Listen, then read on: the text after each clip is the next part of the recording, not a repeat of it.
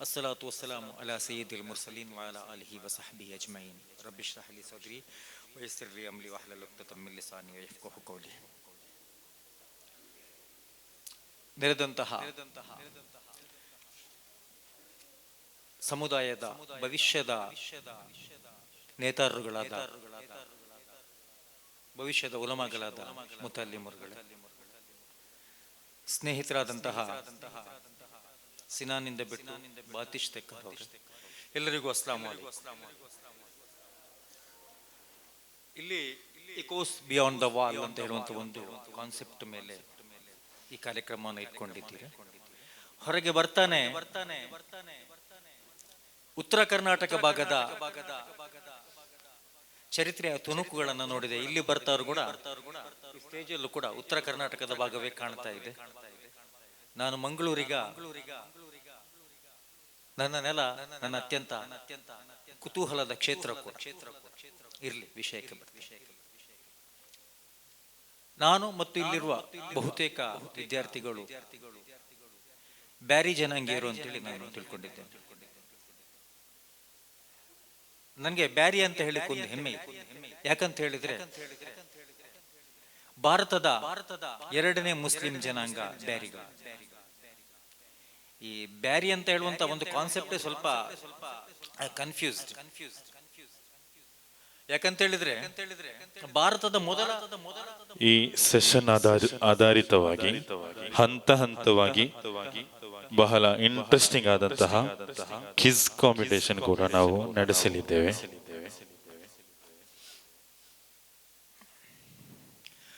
ಈ ಬ್ಯಾರಿಗಳು ನಾವು ಮೊದಲ ಕಮ್ಯುನಿಟಿ ಅಂತ ಹೇಳಿದ್ರೆ, ಮೊದಲ ಜನಾಂಗ ಅಂತ ಹೇಳಿ ಇದೊಂದು ಕನ್ಫ್ಯೂಸ್ ಸ್ಟೇಟ್. ಯಾಕಂತ ಹೇಳಿದ್ರೆ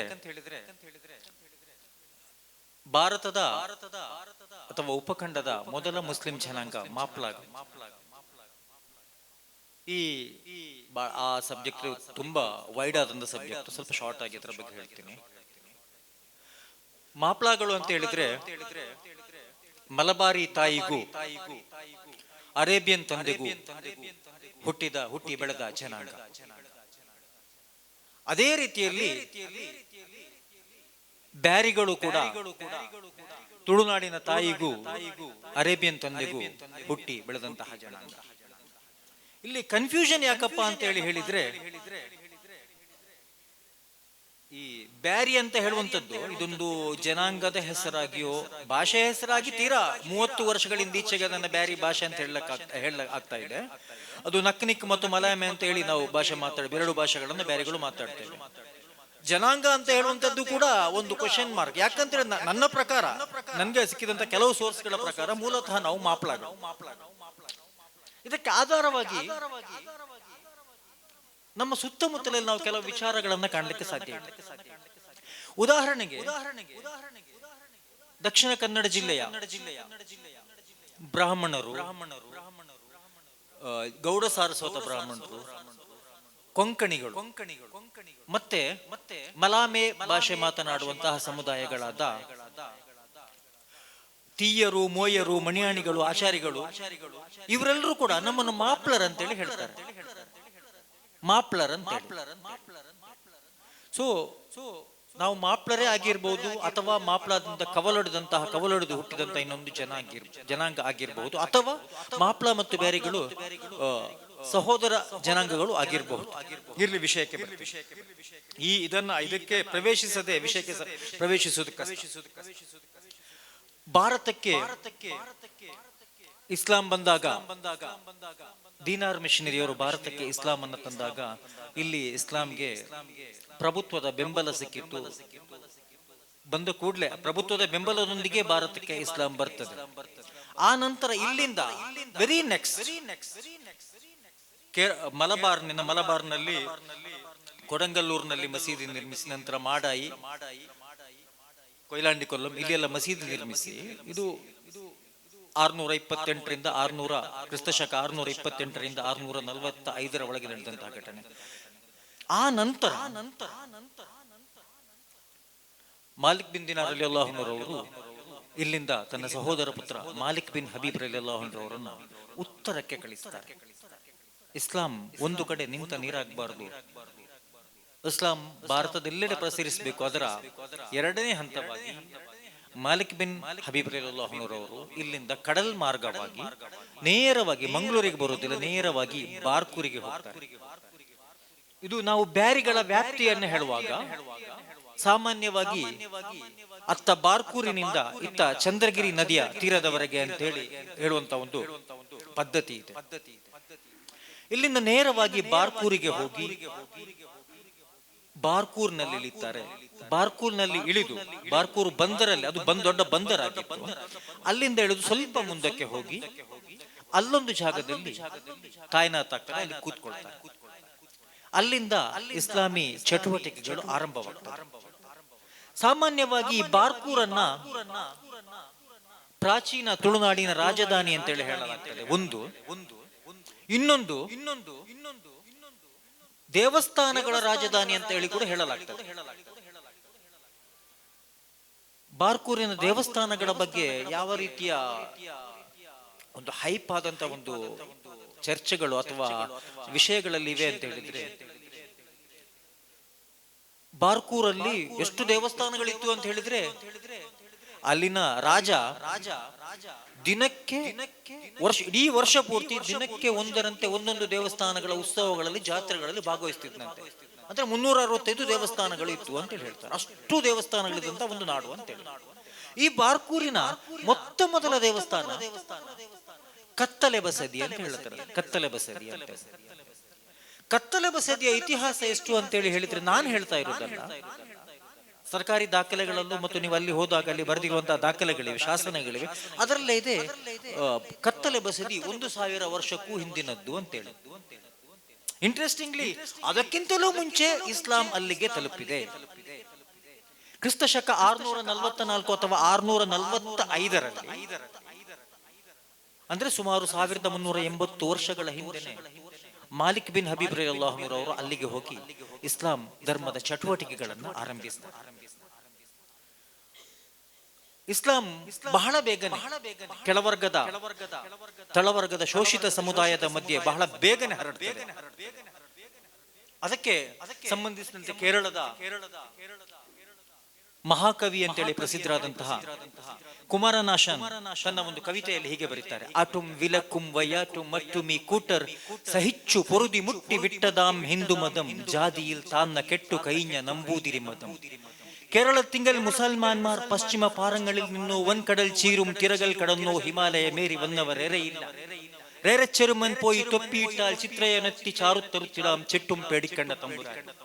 ಬಹಳ ಸರಳವಾಗಿದ್ರೆ ಸಾರಾಂಶವನ್ನು ಹೇಳುವುದಾದ್ರೆ, ಈ ಕೇರಳ ಅಥವಾ ನಮ್ಮ ದಕ್ಷಿಣ ಕನ್ನಡ ಬೇರೆ ಅಲ್ಲ, ಮಲಬಾರ್ ಮತ್ತು ದಕ್ಷಿಣ ಕನ್ನಡ ಬೇರೆ ಅಲ್ಲ. ಕೇರಳದ ಮುಸ್ಲಿಮರು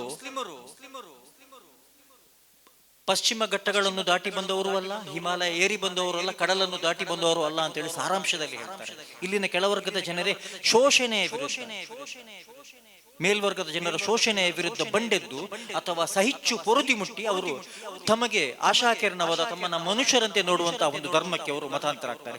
ಇದೇ ರೀತಿಯ ಪರಿಸ್ಥಿತಿಗಳು, ಇಂತಹ ಪರಿಸ್ಥಿತಿಗಳು ಬಹುಶಃ ಅಥವಾ ಇತ್ತು, ದಕ್ಷಿಣ ಕನ್ನಡದಲ್ಲೂ ಇತ್ತು. ಅಲ್ಲಿ ಮೇಲ್ಜಾತಿಯವರ ಶೋಷಣೆ ಕೂಡ ಅಲ್ಲಿಯೂ ಇತ್ತು. ನಮ್ಗೆ ಈಗಲೂ ಕೂಡ ಅಲ್ಲಿ ಕೊರಗ ಜನಾಂಗವನ್ನ ನೋಡುವಂತಹ ಒಂದು ಸ್ಥಿತಿ ನಿಮ್ಗೆ ನೋಡಿದ್ರೆ ಅರ್ಥ ಆಗ್ತದೆ. ಅತ್ಯಂತ ತುಚ್ಛವಾಗಿ ಕಾಣಲಾಗ್ತದೆ. ಇವೆಲ್ಲವುಗಳಿಂದ ಬಿಡುಗಡೆ ಬಯಸಿ, ಮುಕ್ತಿ ಬಯಸಿ ಜನಗಳು ಇಸ್ಲಾಂ ಧರ್ಮದತ್ತ ಆಕರ್ಷಿತರ. ಅಲ್ಲಿ ಇಸ್ಲಾಂ ಧರ್ಮವನ್ನು ಸ್ವೀಕರಿಸಿದ ಈ ಮಸೀದಿಗಳು ಏನಪ್ಪಾ ಅಂತ ಹೇಳಿದ್ರೆ, ಮಸೀದಿಗಳು ಸಾಮಾನ್ಯವಾಗಿ ನಾವೇನ್ ಮಾಡ್ತೇವೆ, ಮಸೀದಿ ಅಂದ್ರೆ ಆರಾಧನಾ ಕೇಂದ್ರ ಅಂತೇಳಿ ತಿಳ್ಕೊಂಡಿರ್ತೇವೆ. ಮಸೀದಿಗಳನ್ನ ಪ್ರವಾದಿ ಪೈಗಂಬರ್ ಸಲ್ಲಲ್ಲಾಹು ಅಲೈಹಿ ವಸಲ್ಲಮರ ಕಾಲದಿಂದಲೂ ಕೂಡ ಮಸೀದಿಯನ್ನ ಕೇಂದ್ರೀಕರಿಸಿಕೊಂಡು ಇಸ್ಲಾಮಿನ ಚಟುವಟಿಕೆಗಳು ನಡೆಯುತ್ತವೆ. ಮಸೀದಿ ಮುಸ್ಲಿಮರ ಕೇಂದ್ರೀಯ ಸಂಸತ್ತು. ಹಿಂದಿನ ಕಾಲದಿಂದಲೂ ಕೂಡ ಮುಸ್ಲಿಮರ ಒಳಿತಿನ ಅಥವಾ ಮುಸ್ಲಿಮರ ಸಮಸ್ಯೆ, ಸಾಮಾಜಿಕ ಸಮಸ್ಯೆಗಳಿಗೆ ಪರಿಹಾರಗಳನ್ನು ಮಸೀದಿಯನ್ನೇ ಕೇಂದ್ರೀಕರಿಸಿಕೊಂಡು ಕಂಡುಕೊಳ್ಳಲಾಗ್ತದೆ. ಅದೇ ರೀತಿ ಅಲ್ಲಿ ಮಸೀದಿಯನ್ನು ಸ್ಥಾಪನೆ ಮಾಡ್ತಾರೆ. ಮೊದಲು ಅಲ್ಲಿ ಮಸೀದಿ ಸ್ಥಾಪನೆ ಮಾಡಿ ಅಲ್ಲಿಂದ ನಂತರ ಮಂಗಳೂರಿಗೆ ಅಲ್ಲಿ ಮಾಲಿಕ್ ಬಿನ್ ಇಬ್ರಾಹಿಂ ಅಂತ ಹೇಳುವಂತಹ ಒಬ್ಬರನ್ನ ಖಾಜಿಯಾಗಿ ನೇಮಿಸಿ ಅಲ್ಲಿನ ಮಸೀದಿಗೆ ನೇತೃತ್ವವನ್ನು ಅವರಿಗೆ ಕೊಟ್ಟು, ಅಲ್ಲಿಂದ ಮತ್ತೆ ಮಾಲಿಕ್ ಬಿನ್ ಹಬೀಬ್ ರಲಿಯಲ್ಲಾಹು ಇತ್ತ ಸೀದಾ ಮಂಗಳೂರಿನತ್ತ ಬರ್ತಾರೆ. ಮಂಗಳೂರಿನಲ್ಲಿ ಬಂದು ಮಂಗಳೂರಿನಲ್ಲಿ. ಇಲ್ಲಿ ನೋಡಿ ಯಾಕೆ ನಾನು ಇಲ್ಲಿ ಕೇರಳದಲ್ಲಿ ಏನು ಇಸ್ಲಾಂ ಆರಂಭ ಕಾಲದಲ್ಲಿ ಹೇಗೆ ಇಲ್ಲಿ ಪ್ರಭುತ್ವದ ಬೆಂಬಲ ಸಿಕ್ಕಿತು ಅಂತ ಹೇಳಿದೆ ಇಸ್ಲಾಂ ಧರ್ಮ ಪ್ರಚಾರಕ್ಕೆ. ಇಲ್ಲಿ ಎರಡು ವೈಪರೀತ್ಯಗಳು ನಮ್ಗೆ ಕಾಣ್ಲಿಕ್ಕೆ ಸಿಗ್ತವೆ. ಒಂದು ಕಡೆ ಕೆಳವರ್ಗದವರನ್ನ ದಮನೆ ಮಾಡುವುದು, ಅದೇ ಕೆಳವರ್ಗದವರು ಏನು ನೆಮ್ಮದಿ ಬಯಸಿ ಮುಕ್ತಿ ಬಯಸಿ ಇಸ್ಲಾಂನತ್ತ ಬರುವುದು. ಇನ್ನೊಂದು ಕಡೆ ಯಾರು ಯಾವ ಮೇಲ್ವರ್ಗದ ಜನ ಈ ಕೆಳವರ್ಗದವರನ್ನು ಶೋಷಿಸ್ತಾ ಇದ್ರು ಅವರೇ ಇಸ್ಲಾಂನಂತಹ ಒಂದು ಧರ್ಮದತ್ತ ಆಕರ್ಷಿತರಾಗ. ಮಂಗಳೂರಿಗೆ ಮಾಲಿಕ್ ಬಿನ್ ಹಬೀಬ್ ರಲಿಯಲ್ಲಾಹು ಅನ್ಹು ಅವರು ಬಂದಾಗ ಬಂದರ್ನಲ್ಲಿ ಅವರಿಗೆ ಅವರೊಂದು ಮಸೀದಿಯನ್ನ ಸ್ಥಾಪಿಸಿದರು. ಈ ಮಸೀದಿ ಸ್ಥಾಪಿಸಲು ಅಲ್ಲಿ ನೆಲವನ್ನ ಕೊಟ್ಟವರು ದಕ್ಷಿಣ ಕನ್ನಡ ಜಿಲ್ಲೆಯ ಪ್ರಭುತ್ವ ಅಂತ ಹೇಳಬಹುದಾದಂತಹ ಒಂದು ಸಮುದಾಯ, ಅಥವಾ ಆ ಕಾಲದ ಅಲ್ಲಿನ ಆಳರಸರ ಸಮುದಾಯವಾದಂತಹ ಜೈನ ಸಮುದಾಯ. ನೀವು ಆ ಬಂದರ್ ಪ್ರದೇಶದಲ್ಲಿ ನೋಡಿದ್ರೆ, ಚರಿತ್ರೆಯನ್ನು ತೆಗೆದು ನೋಡಿದ್ರೆ, ಅಲ್ಲಿ ಪೋನಾರಗ ತರವಾಡ ಅಂತ ಹೇಳಿದೆ. ಅಲ್ಲಿ ಬೇರೆ ಬೇರೆ ತರವಾಡುಗಳೆಲ್ಲ ಇವೆ. ಆ ತರವಾಡುಗಳೆಲ್ಲ ಈ ಪೋನಾರಗ ತರವಾಡು ಮೂಲತಃ ಜೈನ ಸಮುದಾಯದಿಂದ ಇಸ್ಲಾಂನತ್ತ ಆಕರ್ಷಿತರಾಗಿ ಇಸ್ಲಾಂನತ್ತ ಬಂದವರು. ಅವರೇ ಅಲ್ಲಿ ಮಸೀದಿ ನಿರ್ಮಾಣಕ್ಕೆ ಸ್ಥಳವನ್ನು ಕೊಡ್ತಾರೆ. ಈ ಜೈನರು ಅಥವಾ ಅಲ್ಲಿನ ಪ್ರಭುತ್ವ, ಅಲ್ಲಿ ಬಹುತೇಕ ಜೈನರ ಕೈಯಲ್ಲಿ ಪ್ರಭುತ್ವ ಇತ್ತು, ಆಳ್ವಿಕೆ ಇತ್ತು. ಯಾವ ರೀತಿಯಲ್ಲೆಲ್ಲ ಇಸ್ಲಾಂಗೆ ಅವರು ಪ್ರಭುತ್ವದ ಬೆಂಬಲ ಸಿಗ್ತದೆ ಅಂತ ಹೇಳೋದಕ್ಕೆ ಇನ್ನೊಂದೆರಡು ಎಕ್ಸಾಂಪಲ್ ನಾನು ನಿಮ್ಗೆ ಕೊಡ್ತೇನೆ. ನಮ್ಗೆ ನೀವು ಅಜಿಲಾ ಮುಖರನ್ನ ನೋಡಬಹುದು. ಸುಮಾರು 750-800 ವರ್ಷಗಳ ಇತಿಹಾಸ ಇರುವಂತಹ ಮಸೀದಿ. ಅಲ್ಲಿ ಮಸೀದಿ ಸ್ಥಾಪನೆಗೆ ಮೊದಲು ಅಲ್ಲಿನ ಆಳರಸ ಅಜಿಲ ವಿರೋಧ ಮಾಡ್ತಾನೆ. ನಂತರ ಸ್ವತಃ ಅಜಿಲನೇ ಬಾಬಾ ಫಕ್ರುದ್ದೀನ್ ವಲಿಯುಲ್ಲಾಹ್ ಅವರಿಗೆ ಮಸೀದಿ ನಿರ್ಮಿಸಲು ಜಾಗವನ್ನು ಕೊಡ್ತಾನೆ, ಬೇಕಾದಂತಹ ಅನುಕೂಲಗಳನ್ನು ಮಾಡಿಕೊಡ್ತಾನೆ. ಮತ್ತೆ ಇನ್ನೊಂದು ಕಡೆ ಉಳ್ಳಾಲದಲ್ಲಿ ಉಳ್ಳಾಲ ರಾಣಿ ಅಬ್ಬಕ್ಕ ಅಲೇಕಲ ಮಸೀದಿಯನ್ನು ನಿರ್ಮಿಸಲಿಕ್ಕೆ ಅಥವಾ ಅದರ ಪುನರ್ ನಿರ್ಮಾಣ ಮಾಡಲಿಕ್ಕೆ ಧನ ಸಹಾಯ ಮತ್ತು ಹೆಚ್ಚುವರಿ ಭೂಮಿಯನ್ನು ಬಿಟ್ಟು ಆಕೆಯು ಜೈನ ರಾಣಿ. ಇನ್ನೊಂದು ಕಡೆ ಪುತ್ತೂರು ತಾಲೂಕಿನ ಪಡುಮಲೆ ಅಂತ ಹೇಳುವಂತ ಒಂದು ಪ್ರದೇಶ ಇದೆ, ಕೋಟಿ ಚೆನ್ನಯ್ಯರ ಊರು. ಈ ಪಡುಮಲೆಯಲ್ಲಿ ಕೂಡ ಒಂದು ಮಸೀದಿ ನಿರ್ಮಾಣ ಆಗ್ತದೆ. ಆ ಮಸೀದಿಯನ್ನು ನಿರ್ಮಿಸಿದವರು ಇತಿಹಾಸದಲ್ಲಿ ಸಂಕಲೆ ಅಬ್ದುಲ್ಲಾ ಅಂತ ಹೇಳುವಂತ ಒಬ್ಬ ವ್ಯಕ್ತಿ. ಅದರ ಚರಿತ್ರೆ ದೊಡ್ಡದಿದೆ, ಹೇಳೋದು ಬೇಡ. ಈ ಸಂಕಲೆ ಅಬ್ದುಲ್ಲಾರಿಗೆ ಸಂಕಲೆ ಅಂತ ಹೇಳುವಂತ ಹೆಸರಿನ ಹಿಂದೆ ಒಂದು ಹಿನ್ನೆಲೆ ಇದೆ. ಈ ಅಲ್ಲಿ ಮಸೀದಿ ನಿರ್ಮಿಸಲು ಜಮೀನನ್ನು ಕೊಟ್ಟವರು ಮತ್ತು ಧನ ಸಹಾಯವನ್ನು ನೀಡಿದವರು ಪಡುಮಲೆ ಬಳ್ಳಾರು. ಅವರು ಕೂಡ ಜೈನರು. ಇದೊಂದು ವಿಶೇಷತೆ ಜೈನರು ಮತ್ತು ಮುಸ್ಲಿಮರ ಮಧ್ಯೆ ಮುಸ್ಲಿಮರ ನಡುವೆ ಕಾಣಲಿಕ್ಕೆ ಸಾಧ್ಯ ಆಗ್ತದೆ. ಈ ಬಾರ್ಕೂರನ್ನ ಇತಿಹಾಸದಲ್ಲಿ ಅರೇಬಿಯನ್ ಇತಿಹಾಸಕಾರರು ಅಥವಾ ಅರೇಬಿಯನ್ ಮಿಷನರಿಯವರು ಫಾಕನ್ನೂರ್ ಅಂತೇಳಿ ಹೆಸರಿಸಿದ್ರು ಮತ್ತು ಮಂಗಳೂರನ್ನ ಮಂಜರೂರ್ ಅಂತೇಳಿ ಹೆಸರಿಸಿದ್ರು. ಇಬ್ರು ಬತೂತರ ದಾಖಲೆಗಳಲ್ಲೂ ಕೂಡ ರೆಹ್ಲಾದಲ್ಲೂ ಕೂಡ ಅದೇ ರೀತಿ ಕಾಣ್ತದೆ, ಫಾಕನ್ನೂರು ಮತ್ತು ಮಂಜರೂರು. ಮತ್ತು ಮಂಗಳೂರಿಗೆ ಬಹಳ ಇಂಟ್ರೆಸ್ಟಿಂಗ್ ತುಂಬಾ ಹೆಸರುಗಳಿವೆ ಮಂಗಳೂರಿಗೆ. ಮಂಜರೂರು, ಮಂಗಳೂರು, ಮಂಗಲಾಪುರಂ, ಮಂಗಳಾವರಂ, ಕುಡ್ಲ, ಕೊಡಾಲ್ ನಮ್ಮ ಸಲಾಂ ಇದ್ದಾರೆ, ಅವರ ತಂದೆಯ ಊರು ಕೊದಾಲ್ ಅಂತ ಕೊಡಾಲ್ ಅಂತ. ಹೀಗೆ ಬೇರೆ ಬೇರೆ ಭಾಷೆಯಲ್ಲಿ ಬೇರೆ ಬೇರೆ ಭಾಷಿಕರು ಮಂಗಳೂರನ್ನ ಮಂಜರೂರು ಅಂತ ಹೇಳುವಂತದ್ದು ಈಗಿನ ಮಂಗಳೂರಿಗೆ ಅತ್ಯಂತ ಸನಿಹದ ಹೆಸರು. ಅಂದ್ರೆ ಅರೇಬಿಯನ್ ಯಾತ್ರಿಕರು ಮತ್ತು ಅರೇಬಿಯನ್ ಇತಿಹಾಸಕಾರರು ಕೊಟ್ಟ ಹೆಸರಿನ ಅತ್ಯಂತ ಸನಿಹದ ಹೆಸರು ಈಗಲೂ ಕೂಡ ಮಂಗಳೂರಿಗೆ ಇದೆ. ಸೊ ಅದರ ನಂತರ ನೋಡಿ, ಈ ಅಲ್ಲಿ ಮಸೀದಿಯನ್ನು ಏನ್ ನಿರ್ಮಿಸಲಾಗ್ತದೆ, ಆ ಮಸೀದಿಯ ಐತಿಹ್ಯಕ್ಕೆ ಅಥವಾ ಆ ಮಸೀದಿಯ ಪ್ರಾಚೀನತೆಗೆ ನಮಗೆ ಸಿಗುವಂತಹ ಕೆಲವು ಎಕ್ಸಾಂಪಲ್ಸ್ ಗಳನ್ನು ಹೇಳ್ತೇನೆ. 1382 ವರ್ಷಗಳ ಮಸೀದಿ ಬಾರ್ಕೂರಲ್ಲಿ ನಿರ್ಮಾಣ ಆಗ್ತದೆ. ಅಲ್ಲಿ ಆ ಮಸೀದಿ ನಿರ್ಮಾಣ ಆದ ನಂತರ ಅಲ್ಲಿ ಧಾರ್ಮಿಕ ಚಟುವಟಿಕೆಗಳು ನಡೆಯುತ್ತವೆ. ನಂತರ ಅಲ್ಲಿನ ಜನರು ಉದ್ಯೋಗ ಅಥವಾ ಜೀವನಾಧಾರಗಳನ್ನು ಬಯಸಿ ಬೇರೆ ಬೇರೆ ಕಡೆಗೆ ತೆರಳುತ್ತಾರೆ. ಅಲ್ಲಿ ಇಸ್ಲಾಮಿನ ಚಟುವಟಿಕೆಗಳು ಕುಂದುತ್ತವೆ. ಆ ನಂತರದಲ್ಲಿ ಅಲ್ಲಿ ಬೇರೆ ಬೇರೆ ದೇವಸ್ಥಾನಗಳು ಎದ್ದೇಳ್ತವೆ. ಒಂದು ವೇಳೆ ಇಸ್ಲಾಮಿನ ಚಟುವಟಿಕೆಗಳು ಆರಂಭ ಕಾಲದಲ್ಲಿ ಹೇಗೆ ಇತ್ತು ಅದೇ ರೀತಿ ಮುಂದುವರಿತಾ ಇದ್ರೆ ಅದು ಇವತ್ತಿಗೂ ಕೂಡ ಬಹುಶಃ ಬಾರ್ಕೂರು ಒಂದು ಮುಸ್ಲಿಮರ ಕೇಂದ್ರ ಆಗಿರ್ತಿತ್ತೋ ಏನೋ, ಮಂಗಳೂರು ಇವತ್ತು ಹೇಗಿದೆ ಹಾಗೆ ಆಗಿರ್ತಿತ್ತೋ ಏನೋ. ಇತ್ತೀಚಿನ ಕಳೆದ ವರ್ಷ ನಾನು ಅಲ್ಲಿಗೆ ಹೋದಾಗ ಅತ್ಯಂತ ನೋವಿನ ಸಂಗತಿಯನ್ನು ನಾನು ಬಾರ್ಕೂರ್ನಲ್ಲಿ ನನಗೆ ನೋಡ್ಲಿಕ್ಕೆ ಸಾಧ್ಯ ಆಯಿತು. ಅಲ್ಲಿನ ಮಸೀದಿಯಲ್ಲಿ ನಮಾಜಿಗೆ, ಸಾಮಾನ್ಯ ನಮಾಜ್ಗೆ, ದಿನದ ನಮಾಜ್ಗೆ ಒಬ್ರು ಇಮಾಮ್ ಇನ್ನೊಬ್ರು ಮಾಮೂಮ್ ಮಾತ್ರ ಇದ್ರು. ಕರ್ನಾಟಕದ ಮೊದಲ ಮಸೀದಿ. ಅಲ್ಲಿನ ಮದ್ರಸಾದಲ್ಲಿ ಒಟ್ಟು 3 ಮಕ್ಕಳು ಮಾತ್ರ ಇದ್ರು. ಅದೇ ನೀವು ಅಲ್ಲಿನ ಕಬ್ರಸ್ಥಾನವನ್ನ ಸುತ್ತಾಡಿ ನೋಡಿದ್ರೆ ಸಾವಿರಾರು ಪುರಾತನ ಕಬರುಗಳು ಕಾಣ್ತವೆ. ತಾಬಿಗಳ ಕಬರುಗಳು, ತಾಬಿಗಳ ಕಬರುಗಳು ಕೂಡ ಅಲ್ಲಿ ಕಾಣ್ಲಿಕ್ಕೆ ಸಿಗ್ತವೆ. ಎಷ್ಟು ನಿರ್ಲಕ್ಷ್ಯಕ್ಕೊಳಗಾಯ್ತು ಅಂತ ಹೇಳಿದ್ರೆ 2000 ಇಸವಿಯಲ್ಲಿ ಆ ಮಸೀದಿಯನ್ನ ಒಡೆದು ಪುನರ್ ನಿರ್ಮಾಣ ಮಾಡುವಂತ ಒಂದು ಕೆಲಸಕ್ಕೆ ಅಲ್ಲಿನ ಸ್ಥಳೀಯರು ಇಳಿದ್ರು. ಆವಾಗ ಕುಂಬೋಳ್ ತಂಗಲ್, ಮರ್ಹೂಂ ಬೇಕಲ್ ಉಸ್ತಾದ್ ಇವರೆಲ್ಲ ವಿರೋಧ ಮಾಡಿದ್ರು. ಅವರ ವಿರೋಧವನ್ನು ಲೆಕ್ಕಿಸದೆ ಸಂಪೂರ್ಣವಾಗಿ ನೆಲಸಮ ಮಾಡಿ ಅಲ್ಲಿನ ಮಸೀದಿಯನ್ನ ಪುನರ್ ನಿರ್ಮಾಣ ಮಾಡಲಾಯಿತು. ಕೊನೆಗೆ ಅಲ್ಲಿ ಉಳಿದದ್ದು 2 ಪುರಾತನ ದಾಖಲೆಗಳು, ಅದು ಹಳೆ ಮಸೀದಿ ಅಂತ ಹೇಳುವುದಕ್ಕೆ. ಇವತ್ತಿಗೂ ಕೂಡ ಕರ್ನಾಟಕದ ಮೊದಲ ಮಸೀದಿ ಅಂತ ಹೇಳುವಂತಹ ಯಾವುದೇ ಒಂದು ಫಲಕಗಳು ಕೂಡ ಅಲ್ಲಿ ಕಾಣಸಿಗುವುದಿಲ್ಲ ಅಂತ ಹೇಳುವುದು ಬೇಸರದ ಸಂಗತಿ. ಅಲ್ಲಿ ಒಂದು ಕಾಣಸಿಗುವಂತ 2 ಹಳೆ ವಸ್ತುಗಳು. ಒಂದು ಮಾಲಿಕ್ ಬಿನ್ ದೀನಾರ್ ರಲಿಯಲ್ಲಾಹು ಅನ್ಹು ಅವರ ತಂಡ ಅರೇಬಿಯಾದಿಂದ ಬರುವಾಗ 10 ಅಥವಾ 11 2 ಅಭಿಪ್ರಾಯಗಳಿವೆ. ಶಿಲೆಕಲ್ಲುಗಳನ್ನ ಮಾರ್ಬಲ್ಗಳನ್ನ ತಂದಿರ್ತಾರೆ. ಅದರಲ್ಲಿ ಎಲ್ಲಾ ಕಡೆ ಮಸೀದ್ ನಿರ್ಮಿಸ್ತಾರೆ. ಅಲ್ಲೆಲ್ಲ ಅದರಿಂದ ಶಿಲಾನ್ಯಾಸ ಮಾಡ್ತಾರೆ. ಈ ಶಿಲಾನ್ಯಾಸ ಮಾಡುವಂತಹ ಪದ್ಧತಿ ಹಿಂದಿನಿಂದಲೂ ಇತ್ತು ಅಂತ ಹೇಳುವುದಕ್ಕೆ, ಇಸ್ಲಾಮಿ ಸಂಸ್ಕೃತಿಯ ಒಂದು ಭಾಗ ಅಂತ ಹೇಳುವುದಕ್ಕೆ ಇದು ಒಂದು ನಿದರ್ಶನ ಆಗಿ ನಮ್ಮ ಮುಂದೆ ಕಾಣಲಿಕ್ಕೆ ಸಾಧ್ಯ. ಆ ಒಂದು ಕಲ್ಲು, ಶಾಸನ ಬರೆದಂತ ಒಂದು ಕಲ್ಲು, ಅದು ಈಗಲೂ ಕೂಡ ಮಸೀದಿಯ ಮುಂದೆ ತೆಗೆದಿಟ್ಟಿದ್ದಾರೆ. ಇನ್ನೊಂದು ಹಳೆ ಕಾಲದಲ್ಲಿ ನಿರ್ಮಿಸಿದಂತ ಒಂದು ಬಾವಿ. ಅವು 2 ಬಿಟ್ಟರೆ ಏನು ಕಾಣುವುದಿಲ್ಲ. ಅಲ್ಲಿ 2025ರಲ್ಲಿ ಮಸೀದಿಯನ್ನ ಒಡೆದು ಪುನರ್ ನಿರ್ಮಾಣ ಮಾಡಿದ ನಂತರ ಅಲ್ಲಿ ಡಿಸ್ಪ್ಯೂಟ್ ಆಗಿ ಇನ್ನೊಂದು ಟೀಮ್ ಅಲ್ಲಿಂದ ಸ್ವಲ್ಪ ದೂರ ಹೋಗಿ ರಂಗನಕೇರಿ ಅಂತ ಹೇಳುವಂತ ಇನ್ನೊಂದು ಮಸೀದಿಯನ್ನು ನಿರ್ಮಾಣ ಮಾಡ್ತಾರೆ. ಆ ಮಸೀದಿಯಲ್ಲಿ ಇವರು ಎಸೆದಂತಹ, ಇವರಲ್ಲಿ ನೆಗ್ಲೆಕ್ಟ್ ಮಾಡಿಟ್ಟಂತಹ ಈ ವಿಂಡೋದ ಏನು ನಮ್ಮ ಕಿಟಕಿ ಇದೆ, ಅದರ ಕಟ್ಚಿಲ್ಗಳ ಕೆಲವು ತುಂಡುಗಳು ಮತ್ತು ಹಳೆ ದಾರಂದವನ್ನು ಮಸೀದಿಗೆ ಫಿಕ್ಸ್ ಮಾಡಿಟ್ಟಿದ್ದು ಕಾಣ್ತದೆ. ಅದು ಬಿಟ್ಟರಲ್ಲಿ ನಮಗೆ ಬೇರೆ ಯಾವುದೇ ದಾಖಲೆಗಳು ಕೂಡ ಕಾಣ್ತಾ ಇಲ್ಲ. ಈ ಚರಿತ್ರೆಗಳನ್ನ ನಾವು ದಾಖಲಿಸಬೇಕಾಗಿರುವುದು ಈ ಕಾಲದ ಅಗತ್ಯ. ಇನ್ನು ಮಂಗಳೂರಿಗೆ ಬರೋಣ. ಆದ್ರೆ ಮಂಗಳೂರಲ್ಲಿ ಹಾಗಾಗ್ಲಿಲ್ಲ. ಮಂಜರೂರಲ್ಲಿ ಈ ಮಸೀದಿಯನ್ನು ನಿರ್ಮಿಸಿದ ಬಳಿಕ ಇಲ್ಲಿ ಧಾರ್ಮಿಕ ಚಟುವಟಿಕೆಗಳು ಬಹಳ ಜೋರಾಗಿ ನಡೆಯುತ್ತವೆ. ಮಂಗಳೂರಿನ ಸುತ್ತಮುತ್ತಲೂ ಇಸ್ಲಾಂ ವೇಗವಾಗಿ ಹರಡ್ತಾ ಹೋಗ್ತವೆ. ಅಲ್ಲಿ ಇಸ್ಲಾಂ ಹರಡಿಲ್ಲ ಅಂತ ಹೇಳಿ ಅಲ್ಲ, ಇಸ್ಲಾಂ ವೇಗವಾಗಿ ಹರಡ್ತದೆ. ಅದರ ನಂತರದ ದಿನಗಳಲ್ಲಿ ಬಹಳಷ್ಟು ಮಸೀದಿಗಳು ಮಂಗಳೂರಲ್ಲಿ ಸ್ಥಾಪನೆ ಆಗ್ತದೆ. ಕುದ್ರೋಳಿಯಲ್ಲಿ ಸ್ಥಾಪನೆ ಆಗ್ತದೆ. ನಂತರ ಮಂಗಳೂರಿನಿಂದ ಆಚೆಗೆ ಅಜಿಲಮೊಗರಲ್ಲಿ, ಅಲ್ಲಿ ಸೂಫಿ ಸಂತರ ಪ್ರಭಾವವಿದೆ. ಮಂಗಳೂರಿನ ಆಚೆಗೆ ಅಜಿಲಮೊಗರಲ್ಲಿ, ಪೊಳಲಿಯಲ್ಲಿ, ಬೇರೆ ಬೇರೆ ಕಡೆ ದೂರದ ವಿಟ್ಲದಲ್ಲಿ, ಇಲ್ಲೆಲ್ಲ ಸುಮಾರು 700-800 ವರ್ಷಗಳ ಹಿಂದಿನಿಂದ ಮಸೀದಿ ನಿರ್ಮಾಣ ಆಗ್ತದೆ. ಇದು ಮಂಗಳೂರು ಮುಸ್ಲಿಮರ ಪ್ರಾಚೀನತೆಗೆ ನಮಗೆ ಒಂದು ಸಾಕ್ಷಿಯನ್ನ ಒದಗಿಸ್ತದೆ. ಈಗೊಂದು ಟ್ರೆಂಡ್ ಸ್ಟಾರ್ಟ್ ಆಗಿದೆ. ಈ ಹಳೆ ಮಸೀದಿನೆಲ್ಲ ಒಡೆದು, ಇದೊಂದು ಕಳೆದ ನಾನೊಂದು 3-4 ವರ್ಷಗಳಿಂದ ಇದರ ಹಿಂದೆ ಬಿದ್ದಿದ್ದೇನೆ. ಈ ಹಳೆ ಮಸೀದಿಗಳನ್ನು ಒಡಿಬಾರ್ದು ಅಂತ. ನನ್ನದು ಅರಣ್ಯ ರೋಧನ, ನನಗೂ ಗೊತ್ತಿದೆ. ನಮ್ಮ ಮಾತುಗಳಿಗೆಲ್ಲ ಬೆಲೆ ಸಿಗುವುದಿಲ್ಲ ಅಂತೇಳಿ ಈ ಜನ ಸಮುದಾಯದ ಮಧ್ಯೆ. ಆದ್ರೂ ನಮ್ಮ ಕೆಲಸ ನಾವು ಮಾಡ್ಬೇಕು. ನೀವು ಹಳೆ ಮಸೀದಿಯನ್ನ ದಯವಿಟ್ಟು ಒಡಿಬೇಡಿ ಅಂತೇಳಿ. ಹಳೆಯ ಪುರಾತನ ಮಸೀದಿಗಳು, ಅದರ ಓಲ್ಡ್ ಸ್ಟ್ರಕ್ಚರ್ಗಳು ಏನಿವೆ ಆ ಸ್ಟ್ರಕ್ಚರ್ಗಳನ್ನು ನೀವು ಹಾಗೆ ಉಳಿಸಿ, ವಿನ್ಯಾಸಗಳನ್ನು ಹಾಗೆ ಉಳಿಸಿ. ನಿಮ್ಗೆ ಎಕ್ಸ್ಟೆಂಡ್ ಮಾಡಬೇಕು, ವಿಸ್ತರಿಸಬೇಕು ಅಂತ ಅದರ ಸುತ್ತಮುತ್ತಲು ನೀವು ಮಸೀದಿಯನ್ನು ಕಟ್ಕೊಂಡು ವಿಸ್ತರಿಸಿ ಅಂತೇಳಿ.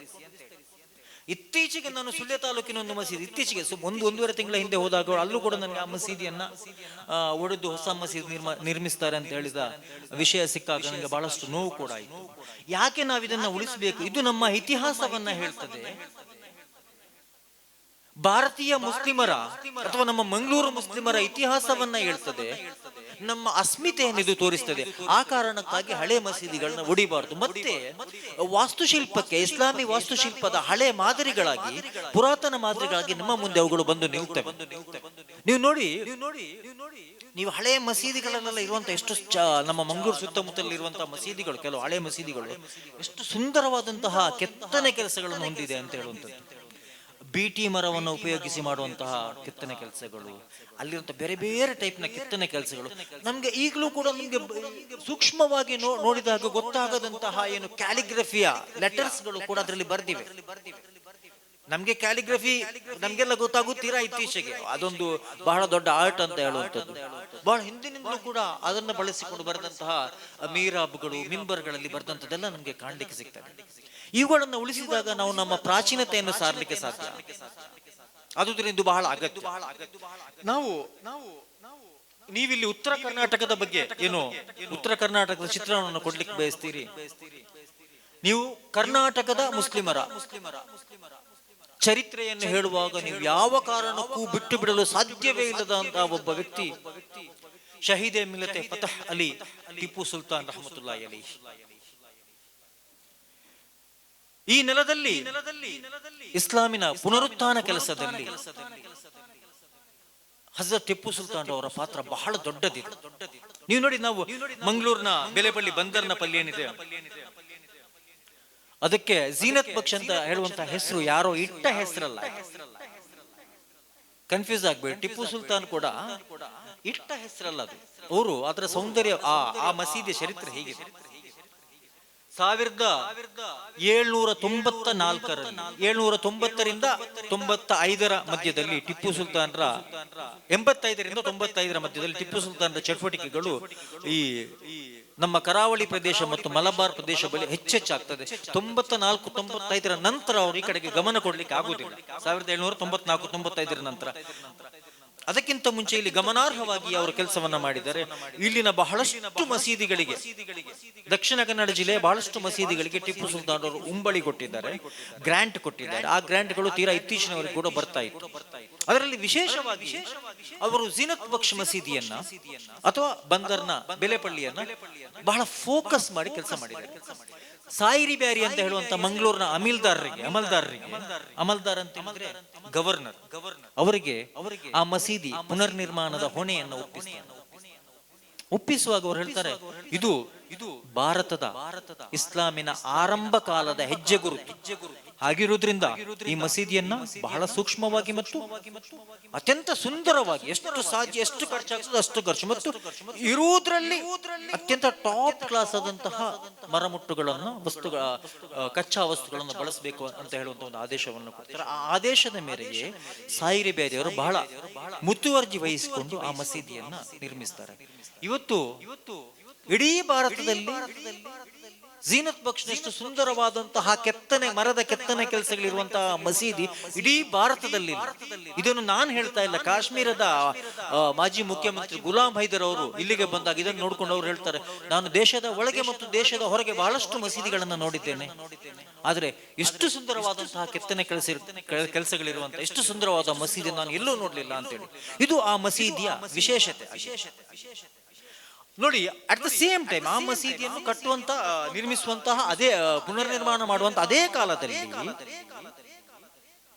ಟಿಪ್ಪು ಸುಲ್ತಾನ್ರ ತನ್ನ ಫೌಜ್ಗಾಗಿ, ತನ್ನ ಸೈನ್ಯಕ್ಕಾಗಿ ಇನ್ನೊಂದು ಮಸೀದಿಯನ್ನ ಅಲ್ಲಿಂದ ಕೇವಲ 1/4 ಅಥವಾ 1 ಕಿಲೋಮೀಟರ್ ದೂರದಲ್ಲಿ ಇನ್ನೊಂದು ಮಸೀದಿಯನ್ನು ಕಟ್ತಾರೆ. ಇವತ್ತು ನಾವು ಲೈನ್ ಡೆಪಲ್ಲಿ ಅಂತ ಹೇಳಿ ಹೇಳ್ತೇವೆ, ಗೊತ್ತಾ ನಿಮ್ಗೆ? ಮಂಗಳೂರಲ್ಲಿ ಈ ಅಗ್ನಿಶಾಮಕ ದಳದ ಕಚೇರಿಗಳಿವೆ. ಅದೊಂದು ಬೆಲ್ಟ್ ಅನ್ನು ನೀವು ಗಮನಿಸಿ. ಇಲ್ಲಿ ಸೈದಾನಿ ಬೀವಿ ದರ್ಗಾದಿಂದ ಹಿಡಿದು ಆ ಅಗ್ನಿಶಾಮಕ ದಳದ ಇದೇನಿದೆ ಕಚೇರಿಗಳಲ್ಲಿ ಆ ಬೆಲ್ಟ್ ಅನ್ನು ಗಮನಿಸಿ. ಇವತ್ತು ಅದು ಒಟ್ಟಿನಲ್ಲಿ ಭದ್ರತಾ ಸಿಬ್ಬಂದಿಗಳಿಗೆ ಸಂಬಂಧಿಸಿದಂತಹ ಅವರ ಕಚೇರಿಗಳು, ಅವರ ಕ್ವಾರ್ಟರ್ಸ್ ಗಳೆಲ್ಲ ಅಲ್ಲಿವೆ, ಪೊಲೀಸ್ ಹೆಡ್ ಕ್ವಾರ್ಟರ್ಸ್ ಅಲ್ಲಿವೆ. ಅದೇ ಸ್ಥಳ ಯಾಕೆ ಹಾಗಾಯ್ತು ಅಂತ ಹೇಳಿದ್ರೆ ಅದೊಂದು ಇಂಟ್ರೆಸ್ಟಿಂಗ್. ಟಿಪ್ಪು ಸುಲ್ತಾನ್ರ ಕಾಲದಲ್ಲಿ ಅದು ಕೂಡ ಟಿಪ್ಪು ಸುಲ್ತಾನ್ರ ಸೈನ್ಯ ಅಲ್ಲಿದ್ದಂತಹ ಪ್ರದೇಶ, ಅಲ್ಲಿ ಸೈನಿಕರಿಗೆ ನಮಾಜ್ ಮಾಡ್ಲಿಕ್ಕೆ ಟಿಪ್ಪು ಸುಲ್ತಾನ್ ಒಂದು ಮಸೀದಿಯನ್ನು ಕಟ್ತಾರೆ. ಅದು 1790ರಿಂದ 95ರ ಮಧ್ಯೆ. ಎಕ್ಸಾಕ್ಟ್ ಆಗಿ ಇವತ್ತಿಗೆ ಕೂಡ ದಿನಾಂಕಗಳು ಸಿಗ್ತಾ ಇಲ್ಲ. 790-94ರ ಮಧ್ಯೆ ಮಸೀದಿ ಕಟ್ತಾರೆ. ಆ ಮಸೀದಿಗೆ ಫೌಜ್ ಮಸೀದಿ ಅಂತ ಹೇಳ್ತಾರೆ. ಸ್ವತಃ ಟಿಪ್ಪು ಕಟ್ಟಿದ ಮಸೀದಿಗಿಂತಲೂ ಕೂಡ ಅತಿ ಹೆಚ್ಚಿನ ಇಂಪಾರ್ಟೆನ್ಸ್ ಅನ್ನ ಟಿಪ್ಪು ಸುಲ್ತಾನ್ ಈ ಮಸೀದಿ ರಿನೋವೇಷನ್ಗೆ ಕೊಡ್ತಾರೆ. ಯಾಕೆ ಅಂತ ಹೇಳಿದ್ರೆ ಇದು ಭಾರತದ ಆರಂಭ ಕಾಲದ ಇಸ್ಲಾಮಿನ ಹೆಜ್ಜೆ ಗುರುತುಗಳಲ್ಲದೆ ಅವರು ಆ ಮಸೀದಿನ ಉದ್ಘಾಟನೆ ಮಾಡಿರುವುದಕ್ಕೆ ಓರಲ್ ಹಿಸ್ಟ್ರಿ ಇದೆ, ಲಿಖಿತ ಇತಿಹಾಸ ಇಲ್ಲ, ಅದ್ರ ಓರಲ್ ಹಿಸ್ಟ್ರಿ ಇದೆ. ಅವರ ಆ ಮಸೀದಿ ಝೀನತ್ ಬಕ್ಷ್ ಅಂತೇಳಿ ಉರ್ದಲ್ಲಿ ಹೇಳ್ತಾರೆ. ಅದರ ಸೌಂದರ್ಯವನ್ನು ನೋಡ್ಕೊಂಡು ಹಾಗೆ ಅದಕ್ಕೆ ಝೀನತ್ ಬಕ್ಷ್ ಮಸೀದಿ ಅಂತೇಳಿ ಹೆಸರಾಗ್ತದೆ. ನಾವು ಈಗ ಅದಕ್ಕಿಂತ ಹಿಂದೆ ಅದನ್ನ ಸುಲ್ತಾನ್ ಪಳ್ಳಿ ಅಂತೇಳಿ ಹೇಳ್ತಾ ಇದ್ರು ಅಂತ ಹೇಳಿ ಕೂಡ ಒಂದು ಬೆಲೆಪಳ್ಳಿ ಅಂತ ಹೇಳುವಂತ ಕಾಲದ, ಅದರ ನಂತರ ಸುಲ್ತಾನ್ ಪಳ್ಳಿ ಅಂತ ಹೇಳುವಂತ ಒಂದು ಹೇಳ್ತಾ ಇದ್ರು ಅಂತ ಹೇಳಿ ಕೂಡ ಜನ ಹೇಳೋದನ್ನ ನಾನು ಕೇಳಿದ್ದೆ. ಮತ್ತೆ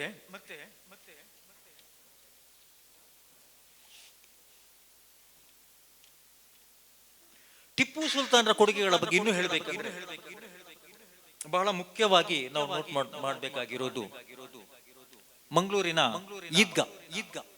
ಟಿಪ್ಪು ಸುಲ್ತಾನ್ ನೋಡಿ, ನಮ್ಗೆ ಆಕ್ಚುಲಿ ನಮ್ಮ ಈ ಶಾಫಿ ಬೆಲ್ಟ್ ಅಲ್ಲಿ ಈದ್ಗಾದ ಪರಿಕಲ್ಪನೆ ಸ್ವಲ್ಪ ಕಡಿಮೆನೇ ಇತ್ತು. ಹನ್ಫಿ ಬೆಲ್ಟ್ ಅಲ್ಲಿ ಈದ್ಗಾದ ಪರಿಕಲ್ಪನೆ ಸ್ವಲ್ಪ ಜಾಸ್ತಿ ಇದೆ. ಆ, ಟಿಪ್ಪು ಸುಲ್ತಾನ್ರು ಈ ಕಡೆಗೆ ಗಮನ ಹರಿಸಲಿಕ್ಕೆ ಆರಂಭಿಸಿದ ನಂತರ ಮಂಗಳೂರಿನ ಕೇಂದ್ರದಲ್ಲಿ ಒಂದು ಈದ್ಗಾವನ್ನು ಸ್ಥಾಪನೆ ಮಾಡ್ತಾರೆ. ಯಾವುದು? ಬಾವುಟಗುಡ್ಡೆ ಈದ್ಗಾ. ಇನ್ನು ಜೋಗಟ್ಟೆಯಲ್ಲಿ ಒಂದು ಈದ್ಗಾ ಸ್ಥಾಪನೆ ಮಾಡ್ತಾರೆ. ಈದ್ಗಾ ಅಂತ ಹೇಳಿ ಒಂದು ಲ್ಯಾಂಡ್, ಒಂದು ದೊಡ್ಡ ಲ್ಯಾಂಡ್ ಈದ್ಗಾ. ಅಲ್ಲಿ ಬೇರೆ ಏನೂ ಇಲ್ಲ, ದೊಡ್ಡ ಲ್ಯಾಂಡ್, ನಮಾಜ್ ಮಾಡ್ಲಿಕ್ಕೆ ವಕ್ಫ್ ಮಾಡುವಂತ ಒಂದು ಲ್ಯಾಂಡ್. ಇನ್ನೊಂದು ನಮ್ಗೆ ಈ ಕಡೆ ಬಂದಾಗ ಮಂಜೇಶ್ವರದಲ್ಲಿ ಒಂದು ಈದ್ಗಾ ಇತ್ತು. ಬೇಸರದ ಸಂಗತಿ ಅದು. ಮಂಜೇಶ್ವರದಲ್ಲಿ ಇವತ್ತು ನೀವು ನೋಡ್ಲಿಕ್ಕೆ ಹೋದ್ರೆ ಈದ್ಗಾಕ್ಕೆ ಕೊಟ್ಟ ಲ್ಯಾಂಡ್ ಇದೆ, ಅಲ್ಲಿ ಗಿಡ ಗಂಟಿಗಳೆಲ್ಲ ಬೆಳೆದಿದೆ, ಈಗಲೂ ಕೂಡ ಆ ಲ್ಯಾಂಡ್ ಇದೆ. ಅಲ್ಲಿ ಈದ್ಗಾ ಇತ್ತು ಅಂತ ಹೇಳುವಂತ ಒಂದು ಗುರುತಿಗಾಗಿ, ಅಥವಾ ಆ ಜಾಗದಲ್ಲಿ ನಮಾಜ್ ಮಾಡಬೇಕು ಅಂತ ಹೇಳುವಂತ ಕಾರಣಕ್ಕಾಗಿ ಮಂಜೇಶ್ವರದ ಹಿರಿಯರು, ಸೈಯದ್ಗಳೆಲ್ಲ ಸೇರಿಸಿಕೊಂಡು ಅಲ್ಲೊಂದು ಚಿಕ್ಕ, ಅಲ್ಲಿ ಬೇರೆ ಬೇರೆ ಮಸೀದಿ, ಚಿಕ್ಕ ಒಂದು ಮಸೀದಿ ನಿರ್ಮಿಸಿದ್ದಾರೆ. ಅದಕ್ಕೆ ರಹಮಾನಿಯಾ ಈದ್ಗಾ ಅಂತೇಳಿ ಹೆಸರಿಟ್ಟಿದ್ದಾರೆ. ನಿಮ್ಗೆ ಮಂಜೇಶ್ವರಕ್ಕೆ ಹೋಗುವಾಗ, ಕಡಲ ಬೀಚ್ಗೆ ಹೋಗುವಾಗ ಕಾಣ್ಲಿಕ್ಕೆ ಸಾಧ್ಯ. ಈ ಬಾವುಟಗುಡ್ಡೆ ಈದ್ಗಾ ಬಗ್ಗೆ ಒಂದಷ್ಟು ವಿಚಾರಗಳನ್ನ ನಿಮ್ಮ ಮುಂದೆ ಇಡಬೇಕಾಗಿದೆ. ನಿಮ್ಗೆಲ್ಲ ಗೊತ್ತಿರಬಹುದು, 1900, ನೀವೆಲ್ಲ ಚಿಕ್ಕ ಹುಡುಗರಿದ್ದೀರೋ, ಹುಟ್ಟಿರ್ಲಿಲ್ವೋ ಏನೋ, ಹುಟ್ಟಿರ್ಲಿಲ್ಲ ಬಹುತೇಕರು, ನಾನೇ ಚಿಕ್ಕವನಿದ್ದೆ ತುಂಬಾ. 1997ರಲ್ಲಿ ನಾನು ಪ್ರೈಮರಿಯಲ್ಲಿ ಇದ್ದಂತ ಕಾಲದಲ್ಲಿ, 1997ರಲ್ಲಿ ಈ ಬಾವುಟಗುಡ್ಡೆ ಈದ್ಗಾ ಏನಿತ್ತು, ಈ ಜಾಗದಲ್ಲಿ ಒಬ್ಬ ಟ್ಯಾಕ್ಸಿ ಡ್ರೈವರ್ ತಂದು ಒಂದು ಮೂರ್ತಿಯನ್ನ ಇಡ್ತಾನೆ. 92ರ ನಂತರ, 1992ರ ಬಾಬರಿ ಮಸೀದ್ ಡೆಮಾಲಿಷನ್ ನ ನಂತರ, ನಮ್ಗೀಗ ಮನಾಲ್ರವಲ್ಲಿಯನ್ನು ಮತ್ತೆ ಬೇರೆ ಬೇರೆ ಶಿವಲಿಂಗ ಇತ್ತು, ಇನ್ನೊಂದು ಇತ್ತು ಅಂತೆಲ್ಲ ನಾವು ಹೇಳುದು ಕೇಳ್ತೇವಲ್ಲ, ಇದು ಇತ್ತೀಚಿನ ಬೆಳವಣಿಗೆ ಅಲ್ಲ. 1992ರ ನಂತರ ಸ್ಲೋಲಿ ಆರಂಭ ಆಗಿದೆ. 1997ನಲ್ಲಿ ಈದ್ಗಾದ ಹತ್ರ ಒಂದು ಮೂರ್ತಿಯನ್ನ ತಂದಿಡ್ತಾನೆ. ಸ್ವಲ್ಪ ಬಿಗುವಿನ ವಾತಾವರಣ ನಿರ್ಮಾಣ ಆಗ್ತದೆ. ಅವತ್ತು ದಕ್ಷಿಣ ಕನ್ನಡ ಕಂಡ ಅತ್ಯಂತ ದಕ್ಷ ಮತ್ತು ವೆರಿ ಸೆಕ್ಯುಲರ್ ಡಿಸಿ ಆಗಿದ್ದವರು ಭರತ್ ಲಾಲ್ ಮೀನಾ ಅಂತ ಹೇಳುವ, ಇಮಿಡಿಯೇಟ್ ಆಗಿ ಆಕ್ಷನ್ ತಗೊಳ್ತಾರೆ, ಅದನ್ನು ತೆಗೆದು ಬಿಸಾಕ್ತಾರೆ. ಅವರಿಗೆ ಚರಿತ್ರೆ ಗೊತ್ತಿದೆ.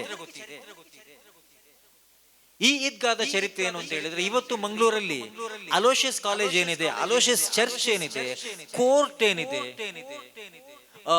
ಸೆಂಟ್ರಲ್ ಲೈಬ್ರರಿ ಏನಿದೆ, ಈಚೆ ಇರುವಂತಹ ಇದು ನಿಮ್ಮ ಯಾವ್ದಪ್ಪ ಟ್ಯಾಗೋರ್ ಪಾರ್ಕ್, ಇದೆಲ್ಲ ಟ್ಯಾಗೋರ್ ಪಾರ್ಕ್ ಬಿಟ್ಟು ಇದ್ರ ಟ್ಯಾಗೋರ್ ಪಾರ್ಕ್ ಅಂದ್ರೆ ಪಾರ್ಕ್ ಆಗಿ ನಿರ್ಮಿಸ್ತಾರೆ ಒಂದು ನಂತರದ ದಿನಗಳಲ್ಲಿ. ಇದೆಲ್ಲವೂ ಕೂಡ ಈದ್ಗಾಕ್ಕೆ ಸಂಬಂಧಿಸಿದಂತಹ ಜಾಗ. ಅಷ್ಟು ದೊಡ್ಡ ಲ್ಯಾಂಡ್ ಅನ್ನ ಟಿಪ್ಪು ಸುಲ್ತಾನ್ ಈದ್ಗಾಕ್ಕೆ ಬಿಟ್ಟಿರ್ತಾರೆ. ಒಬ್ಬ ಅಲೆನ್ ಮಚಾದೋ ಅಂತ ಹೇಳುವಂತ ಒಬ್ಬ ಲೇಖಕ, ಕೊಂಕಣಿ ಅಂಡ್ ಇಂಗ್ಲಿಷ್ ಲೇಖಕ, ಅವನ ಒಂದು ಕಾದಂಬರಿಯಲ್ಲಿ ಅವನು ಬರೀತಾನೆ, ಈ ಮಂಗಳೂರು ಈದ್ಗಾವನ್ನು ಮಿಲಾಗ್ರಿಸ್ ಚರ್ಚ್ ಅನ್ನು ಒಡೆದು ತಂದು ಅದರ ಮರಮುಟ್ಟುಗಳು ಮತ್ತು ಅದರ ಕಲ್ಲುಗಳನ್ನು ತಂದು ಕಟ್ಟಲಾಗಿದೆ ಅಂತೇಳಿ. ನಾನು ಅವನಿಗೆ ಚಾಲೆಂಜ್ ಮಾಡಿದ್ದೆ ಆ ದಿನಗಳಲ್ಲಿ, ಸುಮಾರು 7-8 ವರ್ಷಗಳ ಹಿಂದೆ. ಈದ್ಗಾ ಅಂತ ಹೇಳುವಂತ ಒಂದು ಪರಿಕಲ್ಪನೆ ಏನು ಅಂತ ಹೇಳಿ, Idgah it is a ground, ಅಲ್ಲಿ ಬೇರೆ ಏನು ಬೇಕಾಗಿಲ್ಲ. ಈದ್ಗಾ ಅಂತ ಹೇಳುವಂಥದ್ದು, ಈದ್ಗಾದಲ್ಲಿ ಏನಿದೆ ಅಂತ ಹೇಳಿದ್ರೆ ಒಂದು ಮೆಹರಾಬ್ ಮತ್ತು ಆ ಮೆಹರಾಬ್ನ ಸ್ಥಳ ಬಿಟ್ಟರೆ ಮತ್ತೆ ಏನು ಕಟ್ಟುವ ಜಸ್ಟ್ ಒಂದು ಗ್ರೌಂಡ್ ಮಾತ್ರ ಇರ್ತದೆ. ಅಷ್ಟು ಚಿಕ್ಕ ಒಂದು ಮೆಹರಾಬ್ ಮಿಂಬರ ಕಟ್ಟಲಿಕ್ಕೆ ಇಡೀ ಒಂದು ಚರ್ಚ್ ಅನ್ನು ಹೊಡೆದು ತರುವಂತ ಯಾವ ಅಗತ್ಯವೂ ಇರಲಿಲ್ಲ. ಟಿಪ್ಪುವಿನ ಕೈಯಲ್ಲಿ ಪ್ರಭುತ್ವ ಇತ್ತು. ಸುಳ್ಳು ಇತಿಹಾಸವನ್ನು ಹರಡಬೇಡಿ ಅಂತ ಹೇಳಿ. ಏನಂತ ಹೇಳಿದ್ರೆ, ಅದನ್ನ ಒಡೆದು ಇದನ್ನು ಕಟ್ಟಿದ್ದಾರೆ, ಅದಕ್ಕೆ ನಾವು ಅದನ್ನು ಮತ್ತೆ ಹೊಡಿಬೇಕು, ಮತ್ತೆ ಹೊಡೆದು ನಮ್ಮದನ್ನು ಸ್ಥಾಪಿಸಬೇಕು ಅಂತ ಒಂದು ಫ್ಯಾಸಿಸ್ಟ್ ಷಡ್ಯಂತ್ರ ಎಲ್ಲಾ ಕಡೆಯಲ್ಲೂ ನಡೀತಾ ಇದೆ. ಇದು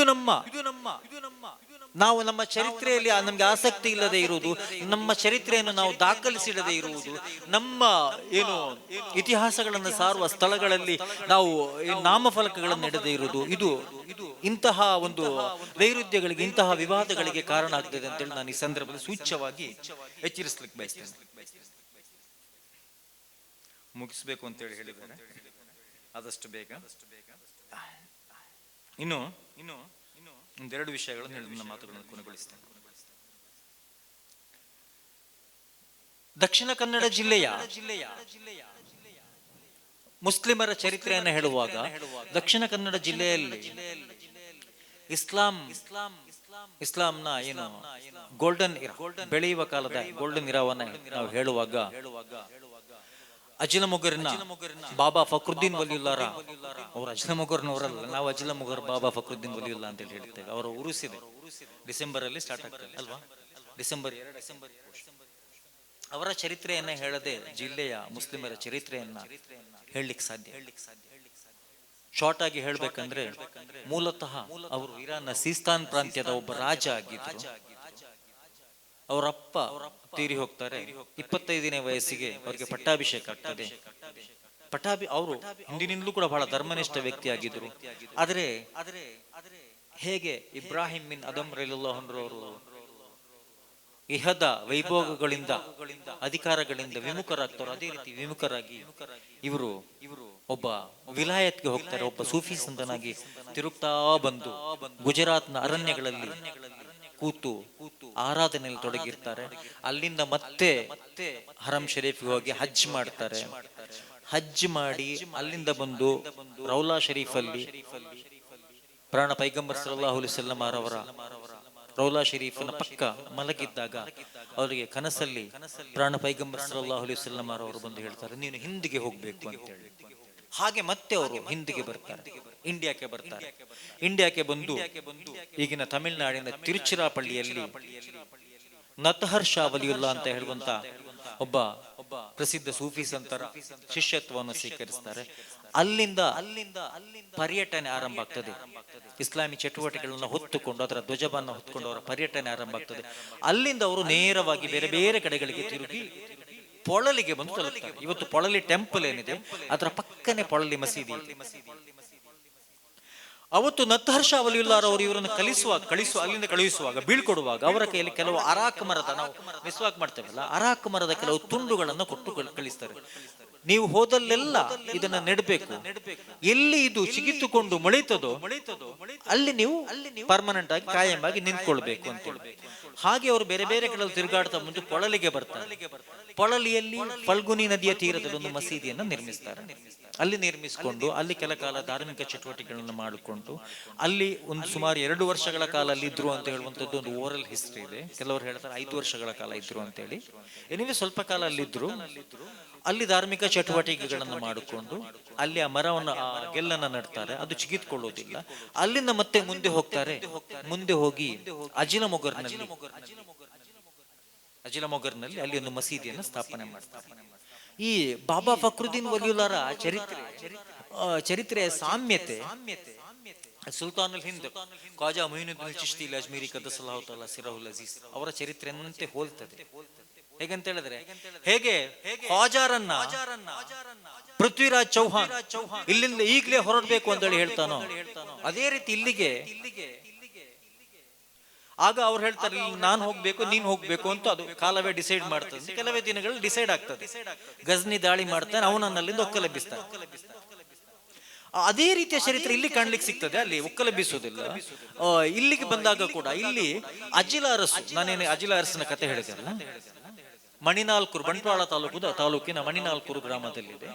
ಅಜಿಲ ಅರಸು ನೀವಿಲ್ಲಿಂದ ಹೋಗ್ಬೇಕು ಅಂತೇಳಿ ಹೇಳ್ತಾರೆ. ಆಗ ಬಾಬಾ ಒಂದು ಮಾತು ಹೇಳ್ತಾರೆ, ನಾನಿಲ್ಲಿ ಯಾವ ಕೆಲಸ ಮಾಡ್ಲಿಕ್ಕೆ ಬಂದಿದ್ದೇನೋ ಅದನ್ನು ಪೂರ್ತೀಕರಿಸಿದ್ರೆ ಯಾರು ಹೇಳಿದ್ರು ನಾನು ಹೋಗುದಿಲ್ಲ ಅಂತೇಳಿ. ನಂತರದ ದಿನಗಳಲ್ಲಿ ಅವರ ಹತ್ರ ಜನಗಳು ಆಕರ್ಷಿತರಾಗುವುದು, ಬರುವುದು, ಅವರ ಸಮಸ್ಯೆಗಳಿಗೆ ಪರಿಹಾರ ಕಂಡುಕೊಳ್ಳುವುದನ್ನು ಕಂಡಾಗ ಇವರಲ್ಲೊಂದು ವಿಶೇಷ ಶಕ್ತಿ ಇದೆ ಅಂತೇಳಿ ತಿಳ್ಕೊಂಡ ನಂತರ ರಾಜ ಅವರಿಗೆ ಪ್ರಭುತ್ವದ ಬೆಂಬಲ ಅವರಿಗೆ ಸಿಗ್ತದೆ. ಸೊ ಅಲ್ಲಿ ಒಂದು ಮಸೀದಿಯನ್ನು ನಿರ್ಮಿಸ್ತಾರೆ. ಅಲ್ಲಿಂದ ಮತ್ತೆ ಅವರು ಸೀದಾ ಹೋಗ್ತಾರೆ ಅಲ್ಲಿಗೆ, ಉತ್ತರ ಕರ್ನಾಟಕದ ಬಗ್ಗೆ ಸೀದಾ ಹೋಗಿ ಆಂಧ್ರದ ಪೆನುಗೊಂಡದಲ್ಲಿ ನಿಲ್ತಾರೆ. ಅಲ್ಲಿ ನಿಂತು ಅಲ್ಲಿ ಏನು ನಡ್ತಾರೆ ಅರಾಕ್ ಗಿಡದ ಗೆಲ್ಲನ್ನು, ಅದು ಅಲ್ಲಿ ಸಿಗಿತ್ಕೊಳ್ತದೆ. ಹಾಗೆ ಅಲ್ಲಿ ಕೊನೆ ವಫಾತ್ ಆಗುದು ಅಲ್ಲಿ. ಈ ಮಧ್ಯೆ ನೋಡಿ, ಇಲ್ಲೆಲ್ಲ ಧಾರ್ಮಿಕ ಚಟುವಟಿಕೆಗಳನ್ನು ಅವರು ನಿರಂತರವಾಗಿ ಮಾಡ್ತಾ ಬಂದಿರ್ತಾರೆ. ಮತ್ತೆ ನೀವು ದಕ್ಷಿಣ ಕನ್ನಡ ಜಿಲ್ಲೆಯಲ್ಲಿ ಇಂಟ್ರೆಸ್ಟಿಂಗ್ಲಿ ನಿಮ್ಗೆ ಈ ನದಿ ಅಥವಾ ಕಡಲ ತೀರದಲ್ಲಿ ತುಂಬಾ ಪುರಾತನ ಮಸೀದಿಗಳು ಕಾಣಲಿಕ್ಕೆ ಸಾಧ್ಯ ಇದೆ. ತುಂಬಾ ಪುರಾತನ ಮಸೀದಿಗಳು. ಫಾರ್ ಎಕ್ಸಾಂಪಲ್ ನೀವು ನೋಡಿ, ನಾನು ಈಗ ಬಾರ್ಕೂರು ಹೇಳಿದೆ, ಕಡಲ ತೀರದಲ್ಲಿ ಇದೆ. ನಮ್ಮ ಬಂದರಿದ್ದು ಕಡಲು ಇದೆ, ಫಲ್ಗುಣಿ ನದಿಯೂ ಇದೆ. ಇನ್ನು ವಿಟ್ಲಪರ್ತಿಪಾಡಿಯಲ್ಲಿ 1255ರಲ್ಲಿ ಸ್ಥಾಪನೆ ಆದ ಮಸೀದಿ, ಕ್ರಿಸ್ತಶಕ ಆಯ್ತಾ, ಹಿಜ್ರ ಅಲ್ಲ, 1255ರಲ್ಲಿ ಸ್ಥಾಪನೆ ಆದ ಮಸೀದಿ ಇದೆ. ಆ ಮಸೀದಿ ಉಪ್ಪಳ ಹೊಳೆಯ ಹತ್ತಿರ ಇದೆ. ಅದರ ಸನಿಹದಲ್ಲಿ ಸ್ವಲ್ಪ ದೂರದಲ್ಲಿ ಉಪ್ಪಳ ಹೊಳೆ ಇದೆ. ಅಮ್ಮುಂಜೆಯಲ್ಲಿ ಫಲ್ಗುಣಿ ಅಥವಾ ಗುರುಪುರ ಹೊಳೆ ಹತ್ತಿರದಲ್ಲೇ ಮಸೀದಿ, ಅದು ಸುಮಾರು 700-800 ವರ್ಷಗಳ ಹಿಂದಿನ ಮಸೀದಿ. ಪೊಳಲಿ ಮಸೀದಿ ಫಲ್ಗುಣಿ ಹೊಳೆಯ ಪಕ್ಕದಲ್ಲೇ ಇದೆ. ಇನ್ನು ನೇತ್ರಾವತಿಯ ಪಕ್ಕದಲ್ಲಿ ಈಗ ಹೇಳಿದಂತಹ ಅಜಿಲಮೊಗರು ಮಸೀದಿ ಇದೆ, ಒಳವೂರು ಮಸೀದಿ ಇದೆ, ಬಿಸಿ ರೋಡ್ ಅಕ್ಕರಂಗಡಿ ಮಸೀದಿ ಇದೆ. ಈ ಎಲ್ಲ ಮಸೀದಿಗಳಲ್ಲಿ ಇಂಟ್ರೆಸ್ಟಿಂಗ್ಲಿ ಹಳೆ ಸ್ಟ್ರಕ್ಚರ್ಗಳನ್ನು ತುಂಬಾ ಚಂದವಾಗಿ ಉಳಿಸಿಕೊಂಡಿದ್ದಾರೆ. ಇದು ಈ ಮಸೀದಿಯ ಬಗ್ಗೆ ನನಗೆ ಇರ್ಲಿಕ್ಕೆ ಆಸಕ್ತಿ. ಅಲ್ಲಿ ಮಸೀದಿಯನ್ನು ಡೆವಲಪ್ ಮಾಡುವಾಗ ಹಳೆ ಸ್ಟ್ರಕ್ಚರ್ಗಳನ್ನು, ಹಳೆ ವಿನ್ಯಾಸಗಳನ್ನು ಉಳಿಸಿಕೊಂಡಿದ್ದಾರೆ. ಎಲ್ಲ ಮಸೀದಿಗಳು ನಮ್ಮ ಇಸ್ಲಾಮಿನ ಚರಿತ್ರೆಯನ್ನ ಅಲ್ಲಿ ಸಾರ್ತದೆ. ಹಾಗಿರೋದು ಬಹಳ ಇಂಟ್ರೆಸ್ಟಿಂಗ್. ನೀವು ಎಲ್ಲ ಮಸೀದಿಗಳಿಗೆ ಭೇಟಿ ಕೊಡ್ಬೇಕು. ನಿಮ್ಮ ಅಧ್ಯಯನದ ಭಾಗವಾಗಿ ಖಂಡಿತ ನೀವು ಭೇಟಿ ಕೊಡಬೇಕು. ಇಲ್ಲೆಲ್ಲ ನಾನೀಗ ಹೇಳಿದ ಎಲ್ಲ ಮಸೀದಿಗಳಲ್ಲಿ ಇತಿಹಾಸದ ಇವುಗಳನ್ನ ಉಳಿಸಿಕೊಳ್ಳಲಾಗಿದೆ. ಮತ್ತೆ ಆಯ್ತು, ಕೊಟ್ಟ ಟೈಮ್ ಆಯ್ತು. ಕೊನೆಯ ವಿಚಾರ ಇನ್ನೊಂದು ಮಂಗಳೂರಿನಲ್ಲಿ ಇನ್ನೊಂದು ವಿಶೇಷವಾದಂತಹ ಒಂದು ಕಚ್ ಮೆಮನ್ ಮಸೀದಿ ನೋಡಿದ್ರೆ. ಕಚ್ ಮೆಮನ್ ಮಸೀದಿ ಈ ನಮ್ಮ ಕರಾವಳಿ ಮತ್ತು ಮಲಬಾರ್ನ ಮಸೀದಿಗಳಲ್ಲೆಲ್ಲ ಹಳೆ ಮಸೀದಿಗಳ ಸ್ಟ್ರಕ್ಚರೇ ಒಂದಾದ್ರೆ ವಿನ್ಯಾಸ ಒಂದು ಟೈಪ್, ಅದರದ್ದು ವಿನ್ಯಾಸ ಇನ್ನೊಂದು. ಯಾಕೆ ಹಾಗಾಯ್ತು? 1839ರಲ್ಲಿ ಆ ಮಸೀದಿಯನ್ನ ಗುಜರಾತ್ನ ಕಚ್ ಪ್ರದೇಶದಿಂದ ಬಂದಂತ ಲಕ್ಕನ್ ಸುಲೇಮಾನ್ ಅಲಿ ಸೇಠ್ ಅಂತ ಹೇಳುವಂತ ಒಬ್ರು ವ್ಯಾಪಾರಿ ನಿರ್ಮಿಸಿದ ಮಸೀದಿಯನ್ನು. ಲಕ್ಕನ್ ಸುಲೇಮಾನ್ ಅಲಿ ಸೇಠ್ ಅಂತ ಹೇಳುವಂತ ಒಬ್ರು ವ್ಯಾಪಾರಿ. ಈ ಕಚ್ ಮೆಮನ್ರಿಗೊಂದು ಇತಿಹಾಸ ಇದೆ. ಕಚ್ ಅವರ ಊರು. ಅವ್ರಿಗೆ ಮೇಮನ್ ಅಂತ ಹೇಳುವಂತ ಹೆಸರು ಹೇಗೆ ಬಂತು ಅಂತ ಹೇಳಿದ್ರೆ, ಅವರು ಸುಲ್ತಾನುಲ್ ಔಲಿಯಾ ಶೇಖ್ ಮೊಹಿದ್ದೀನ್ ಕದ್ದಸಲಾಹು ಸಿರುಲ್ ಅಜೀಜ್ ಅವರ ಮುಖಾಂತರ ಅವರ ಪೂರ್ವಜರು ಇಸ್ಲಾಂ ಧರ್ಮವನ್ನು ಸ್ವೀಕರಿಸಿದಾಗ, ನೀವು ಇಸ್ಲಾಂ ಅನ್ನು ಸ್ವೀಕರಿಸಿದ್ರೆ ನೀವೆಲ್ಲರೂ ಮೂಮಿನ್ ಅಂತೇಳಿ ಹೇಳ್ತಾರೆ. ಮೂಮಿನ್ ಅಂತ. ಆ ಮೂಮಿನ್ ಅಪಭ್ರಂಶ ಆಗಿ ನಂತರ ಮೇಮನ್ ಆಗ್ತದೆ. ಅದೇ ಜನಾಂಗದವರು ಅಲ್ಲಿಂದ ಮತ್ತೆ ಈಚೆ ಸಿಂಧಿನಿಂದ ಬಂದು ಈಚೆ ಬಂದು ಗುಜರಾತ್ ಪ್ರದೇಶಕ್ಕೆ ಗುಜರಾತ್ ಅಲ್ಲಿ ವಿಹಾನ ಅಂತ ಹೇಳುವಂತ ವಿಹಾನ ಅಂತೇಳಿ ಒಂದು ಸಮುದಾಯ ಇತ್ತು. ಆ ಸಮುದಾಯದವರು ಇವರನ್ನು ಅನುಸರಿಸಿ ಅವರು ಇಸ್ಲಾಂ ಅನ್ನು ಸ್ವೀಕರಿಸ್ತಾರೆ. ಅವರು ಕೂಡ ತಮ್ಮ ಹೆಸರನ್ನ ಮೂಮಿನ್ ಅಂತೇಳಿ ಹೇಳ್ತಾರೆ.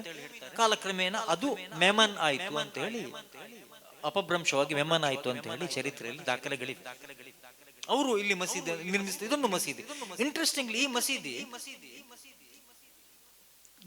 ನಿಮ್ಗೆ ಮೇಲ್ನೋಟಕ್ಕೆ ಕಾಣುವಾಗ ಮುಘಲ್ ಆರ್ಕಿಟೆಕ್ಟ್ ನ ತರಾನು ಕಾಣ್ತದೆ ನೋಡಿ. ಇಲ್ಲಿನ ಮಸೀದಿಗಳೆಲ್ಲ, ಹಳೆ ಮಸೀದಿಗಳೆಲ್ಲ ಒಳ ಮಸೀದಿಯ ಬಾಗಿಲುಗಳೇನಿವೆ ಅವುಗಳ ತುಂಬಾ ನಾವು ಬಗ್ಗಿ ಹೋಗ್ಬೇಕು ಅಲ್ವಾ. ಅಲ್ಲಿ ನೀವು ತುಂಬಾ ಎತ್ತರಕ್ಕೆ ಇದೆ. ಮತ್ತೆ ನಮ್ಮ ದಕ್ಷಿಣ ಕನ್ನಡ ಜಿಲ್ಲೆಯ ಬೇರೆಲ್ಲ ಮಸೀದಿಗಳಲ್ಲಿ ನೀವು ನೋಡಿದ್ರೆ ಮರದ ಕೆತ್ತನೆ ಕೆಲಸಗಳೇ ಹೆಚ್ಚು ಕಾಣ್ಲಿಕ್ಕೆ ಸಿಗ್ತವೆ. ಅಲ್ಲಿ ಅಷ್ಟೇನು ಮರದ ಕೆತ್ತನೆ ಕೆಲಸಗಳೇ ಇಲ್ಲ. ಅದು ದೊಡ್ಡ ದೊಡ್ಡ ಕಂಬಗಳಿವೆ. ಆ ಗೋಡೆಗಳು ತುಂಬಾ ಎತ್ತರದಲ್ಲಿ, ಸೀಲಿಂಗ್ ತುಂಬಾ ಹೈಟ್ ಅಲ್ಲಿ ಇದೆ. ಅದರಲ್ಲೆಲ್ಲ ಗೋಡೆಗಳಲ್ಲಿ ತುಂಬಾ ಸುಂದರವಾದಂತಹ ಕೆತ್ತನೆ ಕೆಲಸಗಳು, ಕುಸುರಿ ಕೆಲಸಗಳು ನಮಗೆ ಕಾಣ್ಲಿಕ್ಕೆ ಸಿಗ್ತವೆ ನೋಡಿ. ಮಂಗಳೂರಲ್ಲಿ ಮೊದಲು ವಿದ್ಯುತ್ ಸಂಪರ್ಕ ಆದ ಮಸೀದಿ ಅದು. ಮತ್ತು ಮೊದಲು ಧ್ವನಿವರ್ಧಕ ಬಳಸಿ ಆಜಾನ್ ಕೊಟ್ಟಂತಹ ಮಸೀದಿ ಕೂಡ ಅದೇ ಮಸೀದಿ. ಇನ್ನು ಆ ಮಸೀದಿಯ ಚರಿತ್ರೆ ಎಷ್ಟು ಚಂದ ಇದೆ ಅಂತ ಹೇಳಿದ್ರೆ, ಗಾಂಧೀಜಿಯವರು 1927ರಲ್ಲಿ 3 ಬಾರಿ ಗಾಂಧೀಜಿ ಮಂಗಳೂರಿಗೆ ಬಂದಿದ್ದಾರೆ. ಆ ಸೆಕೆಂಡ್ ವಿಸಿಟ್ ಅಲ್ಲಿ ಮೌಲಾನಾ ಶೌಕತ್ ಅಲಿ ಅವರು ಕೂಡ, ಶೌಕತ್ ಅಲಿ ಮತ್ತು ಅವರ ತಾಯಿ BM ಆಬಾದಿ ಬೇಗಂ ಅವರು ಕೂಡ ಸ್ವಾತಂತ್ರ್ಯ ಸಂಗ್ರಾಮದ ಕೆಲಸಕ್ಕಾಗಿ ಮಂಗಳೂರಿಗೆ ಬರ್ತಾರೆ. ಆ ಟೈಮಲ್ಲಿ ಮಂಗಳೂರಿನ ಮುಸ್ಲಿಂ ಸ್ವಾತಂತ್ರ್ಯ ಹೋರಾಟಗಾರರ ಸಭೆ ಇದೇ ಕಚ್ ಮೆಮನ್ ಮಸೀದಿಯ ಅಂಗಳದಲ್ಲಿ ನಡೀತದೆ ಅಂತ ಹೇಳುವುದಕ್ಕೆ ಚರಿತ್ರೆ. ಮೌಲಾನಾ ಶೌಕತ್ ಅಲಿ ಅವರು ಆ ಮಸೀದಿಯಲ್ಲಿ ನಮಾಜ್ ಮಾಡಿದ್ದಾರೆ. ಅವರು ಆಕ್ಚುಲಿ ಇಸ್ಲಾಮಿಕ್ ಕ್ಲರಿಕ್ ಉಲಮಾ, ಅವರು ಇಮಾಮತ್ ನಿಂತು ಕೂಡ ಇದು ಮಾಡಿದ್ದಾರೆ ಅಲ್ಲಿ ಆ ಮಸೀದಿಯಲ್ಲಿ. ಅದೊಂದು ಚರಿತ್ರೆ ಕೂಡ ಆ ಮಸೀದಿಗಿದೆ. ಅಲ್ಲಿನ ಕೆತ್ತನೆ ಕೆಲಸಗಳು ಹೇಗೆ ಎಷ್ಟು ಚಂದ ಇದೆ ಅಂತ ಹೇಳಿದ್ರೆ, ಈ ಉದ್ದದ ಗೋಡೆಗಳ ಮಧ್ಯೆ ನಾವು ವಿದ್ಯುತ್ ಅಲ್ಲಿಗೆ ಮೊದಲು ಸಂಪರ್ಕ ಆಯ್ತು ಅಂತ ಹೇಳಿ ಹೇಳಿದ್ರಲ್ಲ, ಆ ಎಲ್ಲ ಚಿಕ್ಕ ಚಿಕ್ಕ ಈ ಜಾಲಿ ಆಕಾರದ ಗೋಡೆಗಳಿವೆ.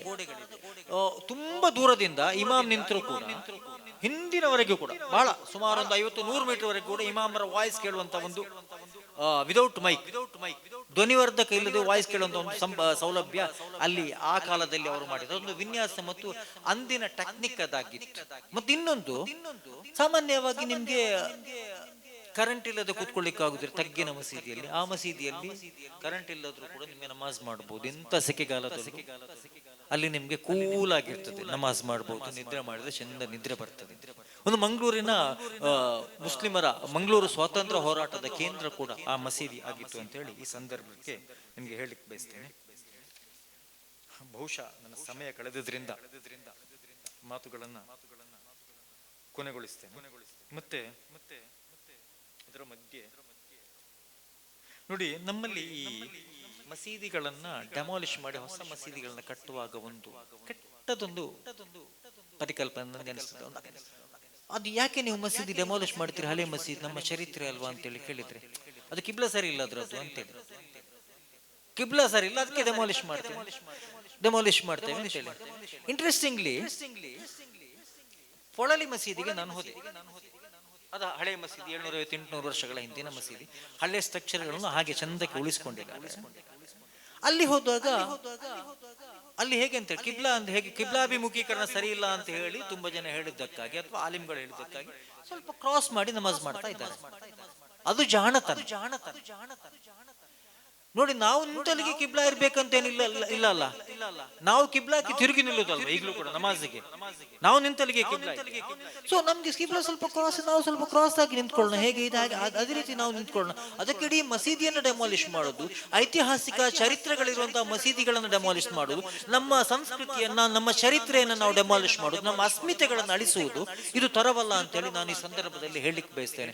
ನೀವೆಲ್ಲ ಬೇರೆ ಬೇರೆ ಕಡೆ ಹೋಗಿ ಬಹುಶಃ ಇನ್ಶಾ ಅಲ್ಲಾ ಇಮಾಮರಾಗಿ ನಿಲ್ಲುವವರು, ನಿಮ್ಗೆ ನೀವು ಹೋಗುವಂತಹ ಮಸೀದಿಗಳಲ್ಲಿ ಅಂತಹ ಚಾರಿತ್ರಿಕ ಮಸೀದಿಗಳಿದ್ರೆ ನಿಮ್ಮ ಇಕೋಸ್ ಬಿಯಾಂಡ್ ದ ವಾಲ್ ಅಂತ ಹೇಳುವಂತ ಏನು ಪರಿಕಲ್ಪನೆ ಇದೆ, ಚರಿತ್ರೆಗಳನ್ನ ಉಳಿಸುವಂತ, ಸ್ಮಾರಕಗಳನ್ನ ಉಳಿಸುವಂತ ಏನ್ ಪರಿಕಲ್ಪನೆ ಇದೆ, ಇದನ್ನ ಉಳಿಸುವಂತಹ ಪ್ರಯತ್ನ ನೀವು ನಿಂತ ಮಸೀದಿಗಳಲ್ಲಿ ನೀವು ಮಾಡಬೇಕು ಅಂತ ಹೇಳಿ ಹೇಳ್ತಾ ಸದ್ಯಕ್ಕೆ ಉಪಸಂಹರಿಸ್ತೇನೆ. ಬಹಳಷ್ಟು ಮಾತಾಡ್ಲಿಕ್ಕೆ ಇದೆ, ಯಾವುದನ್ನು ಟಚ್ ಮಾಡಬೇಕು ಯಾವುದನ್ನು ಬಿಡಬೇಕು ಅಂತ ಗೊತ್ತಾಗ್ತಾ ಇಲ್ಲ, ಸಮಯದ ಅಭಾವ ಇದೆ.